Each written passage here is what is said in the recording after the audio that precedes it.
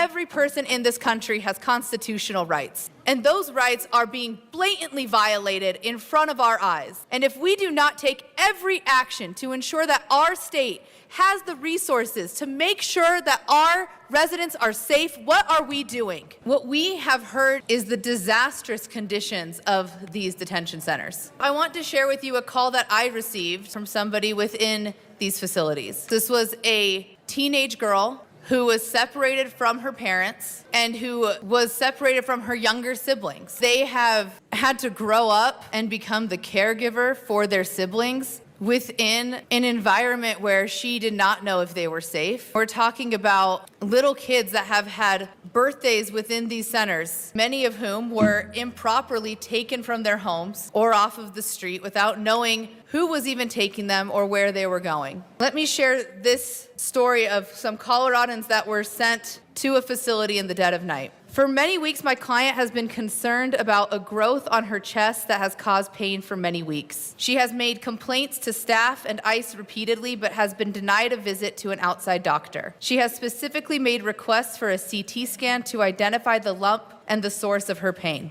On Thursday, a doctor told her that he had put in a request for a CT scan, but higher-ups in either ICE or Core Civic overrode the request, so no scan was conducted.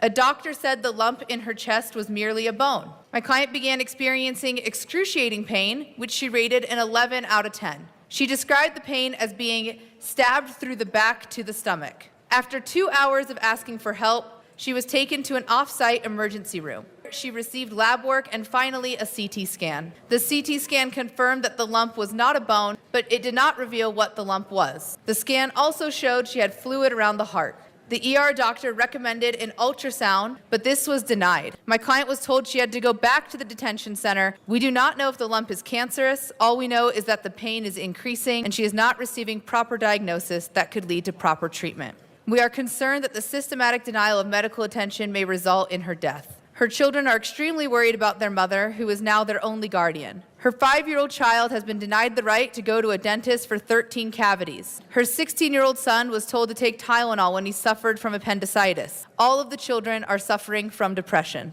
We talked about the number of deaths that we have seen in these centers, but we also need to note the number of individuals who have serious medical concerns that are not being addressed. Every person in this country has constitutional rights, and those rights are being blatantly violated in front of our eyes. And if we do not take every action to ensure that our state has the resources to make sure that our residents are safe, what are we doing?